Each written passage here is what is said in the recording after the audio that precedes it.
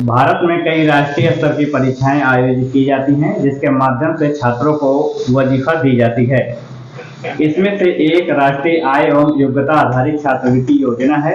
यह योजना आर्थिक रूप से कमजोर छात्रों को दिया जाता है, जिसमें चयनित छात्रों को कक्षा 12वीं तक 12,000 रुपये प्रतिवर्ष छात्रवृत्ति मिलती है।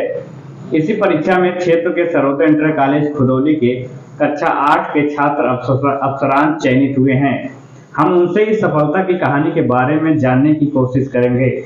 अफसरान, आपका बहुत बहुत बधाई एवं शुभकामनाएं। आज आपका राष्ट्रीय फेलोशिप योजना में चयन हुआ है, आपको कैसा लग रहा है? हम आपको बताना चाहते हैं कि हमको बहुत अच्छा लग रहा है, क्योंकि हमारे घर की स्थिति जो अच्छी नहीं थी, इसके कारण हमको बहुत मेहनत करनी पड़ी इसके लिए कि हमारा हो जाएगा तो हमारे घर की थोड़ी स्थिति ठीक हो जाएगी। आपका पूरा परिचय क्या है और आप कहां से आते हैं और आपकी फैमिली का बैकग्राउंड क्या है? मेरी फैमिली एक सीधी फैमिली है जो कि किसान के बिलोंग करती है और मैं यहाँ शायद बुरारी से आता हूँ। आपके घर से खुदौली जो है 6 से 7 किलोमीटर दूर है, ठीक? हाँ, 6 से 7 किलोमीटर। तो अफसरान, यहाँ पढ़ने के लिए इतना दूर जाने के लिए आपको प्रेरणा कहाँ से मिली कि आपको कैसे लगा खुदौली जाना चाहिए?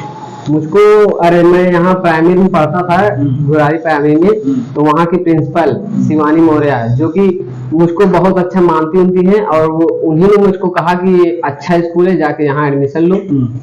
इसीलिए मैं यहाँ एडमिशन लिया उनके कहने पर। अच्छा, तो वहाँ कक्षा कितने से पढ़ना स्टार्ट किए हैं? मैं वहाँ से 6 से स्टार्ट किया हूँ। 6 से। अच्छा, तो अफसरान 8 में आप पहुँच गए, 3 साल लगभग वहाँ आपने पढ़ा है। हाँ। तो इस जो फेलोशिप में आपका चयन हुआ है, इसके बारे में आपको कैसे पता चला?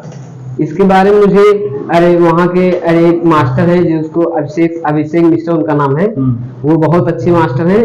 उन्हीं ने मुझको बताया और मेरे दोस्तों ने भी कक्षा जब मैं 7 में पढ़ रहा था तो 8 वाले बच्चे जो थे उन्होंने भी ये परीक्षा दी और उसमें 3-4 लोग पास हुए थे। उन्होंने मुझको प्रेरित किया और मास्टर ने भी बताया कि अच्छा तुम पढ़ते हो इसलिए जाओ, वो दो।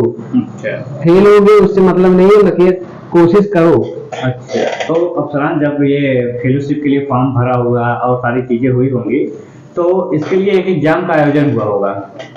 तो आयोजन जो हुआ होगा एग्जाम के लिए, उसकी तैयारी आप तैयारी के लिए कौन कौन सी किताबें पढ़ी और कैसे तैयारी किया? इसकी तो एक किताब आती है राष्ट्रीय योग्यता आधारित छात्रवृत्ति परीक्षा, वो किताब मैंने ली थी और मैंने अपने पीछे का सिलेबस सारा 7, 6, 8 की किताबों को पढ़ा। अच्छा अफसरान, आपकी दिनचर्या क्या है? जैसे आप सुबह उठते हैं तो दिन भर क्या करते हैं, उसके बाद क्या करते हैं? आपकी फैमिली की बैकग्राउंड भी उतना अच्छा नहीं है, तो कैसे क्या काम करते हैं? पूरी दिनचर्या आपकी क्या है? कितना देर तक पढ़ाई करते हैं, कैसे बताइए इसको। मेरी दिनचर्या है कि सुबह उठते हैं सो करके, तभी वही याद करते हैं जो ये सिलेबस हमारा होता है, पीछे का याद कर लेते हैं, टाइम मिल जाता है तो अपना आगे का भी याद कर लेते हैं। जैसे लगभग कितने घंटे पढ़ाई करते हैं आप? लगभग 1 घंटा, ज्यादा नहीं, 1 घंटा। 1 घंटा? हाँ। अच्छा, आपको ये जब आप तैयारी कर रहे थे तो आपको उसमें कौन सा विषय महत्वपूर्ण लगा कि ये पढ़ना चाहिए तो इससे हमारा एग्जाम सफल हो जाएगा? हमको सबसे अच्छा उसमें रीजनिंग लगा, क्योंकि रीजनिंग सबसे ज्यादा नंबर का भी था। 90 नंबर का था, आधा 180 नंबर का पूरा क्वेश्चन ही था, जिसमें 90 नंबर का रीजनिंग था, इसलिए हमने ज्यादातर रीजनिंग पे जोर दिया। अच्छा। क्योंकि अगर वहां से हमारा निकल जाता 90 में से, तब भी हमारा हो जाता। तो रीजनिंग पढ़ने के लिए आपको स्कूल में जहाँ पढ़ते हैं वहाँ पढ़ाया गया अलग से या आप खुद से पढ़े? नहीं, मास्टरों ने हम लोग को पढ़ाया, जो सारे मास्टर हम लोग को सपोर्ट किए कि जो भी आपको ना आए वो आके हमसे पूछ लीजिए, तुरंत बेझिझक पूछ लीजिए। मतलब इसके लिए आपको कोई कोचिंग की जरूरत नहीं, कोचिंग हमने की नहीं। अच्छा, आप जब आप परीक्षा देने गए तो आपको कैसा अनुभव लगा, कैसा लगा वहाँ पे? मैं वहाँ परीक्षा देने गया तो मुझको बहुत अलग सा फील हुआ, मतलब कि पहली बार मैं गया भी था और मैं वहाँ देखा कि इतनी भीड़ बच्चों की इतनी थी, मैंने सोचा भी नहीं था कि मेरा हो जाएगा, इतने सारे बच्चे थे वहाँ। तो मैंने तब भी अपनी कोशिश पूरी जारी रखी और मैंने अपना दिमाग लगा के वहाँ अपना किया हुआ और आया। तो उसमें उम्मीद नहीं थी कि मैं पास हो जाऊंगा, लेकिन ये मेरी किस्मत की बात है कि हो गया है। अच्छा, दूसरी चीज ये बताइए, जब आप ये तैयारी कर रहे थे उसमें परिवार आपका कैसा सहयोग किया? परिवार ने मुझे पूरा सपोर्ट किया है। वो अगर मैं पढ़ता रहता तो मुझको डिस्टर्ब नहीं करते थे और बाकी चीजें जो अगर मैं पढ़ने के लिए बैठ जाता तो मुझसे कोई काम नहीं करवाते, मतलब अपना तुम पढ़ो, मतलब अच्छा रिजल्ट लाना ये कहते थे मुझको और प्रेरणा देते थे कि अरे पढ़ कर कुछ आगे बढ़ो। और इस एग्जाम में जो आप आज फेलोशिप में आपका चयन हुआ है, तो इसमें आपके दोस्तों की क्या भूमिका रही है? दोस्त आपकी किस प्रकार से मदद की है, या बताएं।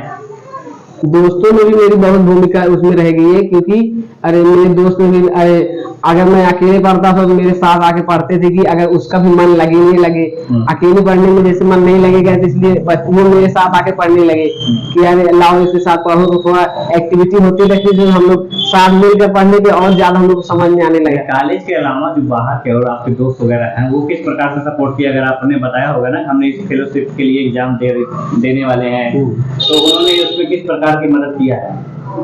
उन्होंने भी हमको मदद की कि अरे जैसे हम लोग अभी कहीं घूमने जाया करते हैं, तो वो लोग ऐसे लिया लेते थे, मगर जब वो जान गए तो उन्होंने कहा तुम पढ़ो, अरे तुम पढ़ो, हम भी नहीं जाएंगे, तुम भी रहो, मगर पढ़ो, पास तुमको होना है। अच्छा, ये जो सफलता मिली है, इसके बाद की सफलता का लक्ष्य, आगे का क्या लक्ष्य होगा आपका?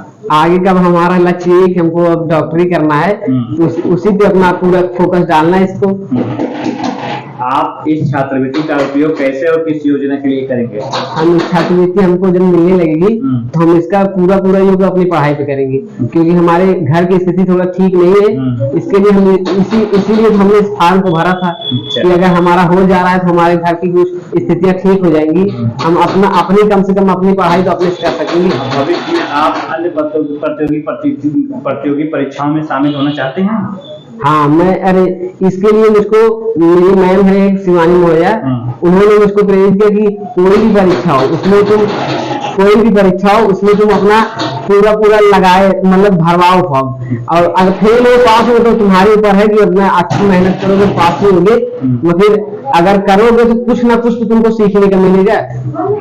जो छात्र इस परीक्षा की तैयारी कर रहे हैं, उनके बारे में आप क्या संदेश देना चाहते हैं? वो कैसे तैयारी करें कि वो भी सफलता को हासिल कर सकें? मैं उसे ये कहना चाहता हूँ कि ज्यादा 4-5 घंटे पढ़ने की जरूरत नहीं, पढ़ो, मगर अपना एक टाइम बनाओ और उस टाइम पे पढ़ो, और ध्यान से लगा के पढ़ो, उसमें ध्यान लगा के पढ़ो। ये नहीं कि एक बार रट्टा मार लिए तो हमको याद हो गया, उसको ध्यान से देख करके समझ करके पढ़ो, समझोगे तब वो हमेशा तुमको याद रहेगा। और अगर ये रट्टा मारोगे साल भर होगा, ज्यादा से ज्यादा 2 साल हो जाएगा, आप भूल जाएंगे उसको। और कोई भी इस परीक्षा में सफलता प्राप्त करने के लिए कोई आप अलग से कोई टिप्स या कोई ऐसा प्लान जिसको आप बताइए, या अगर आपका ऐसा प्लान है जो बच्चों को करना चाहिए जो आप नहीं कर सके हैं, ताकि वो सफलता आसानी से मिल सके? हम इसे बताना चाहेंगे जैसे कि परीक्षा भी अरे अप्रैल को इसका फॉर्म भराना शुरू हो जाता, सितंबर में, तो अगर अभी से सब जान गए हैं, अभी से अगर ये एक सिलेबस अगर उसका किताब ले लो उसकी, और एक सिलेबस अगर उसका पढ़ना शुरू कर दे, 1 घंटा अगर रोज देकर उसको पढ़ना शुरू कर दे, साल भर में क्या उसको याद नहीं हो जाएगा वो, और आराम से वो उस परीक्षा को निकाल लेगा। हमको तो टाइम नहीं मिला, हमको 1 ही महीना हुआ था जब वो शुरू हुआ उसका फॉर्म भराना, तब हमको पता चला, तब हमने उतनी मेहनत तो हमने बहुत की, और इसलिए हमको थोड़ा कम नंबर हो सके आया हो, सबको लग रहा हो, मगर पास हो गए। तो हमारे साथ देख रहे थे, बातचीत करने के लिए अफसरान मौजूद थे। अफसरान अभी नए उभरते हुए सितारे हैं, आगे जो है बहुत आगे तक जाएंगे। हमारी शुभकामनाएं आपके साथ हैं अफसरान, और हमारे साथ समय बिताने के लिए आपका बहुत बहुत शुक्रिया।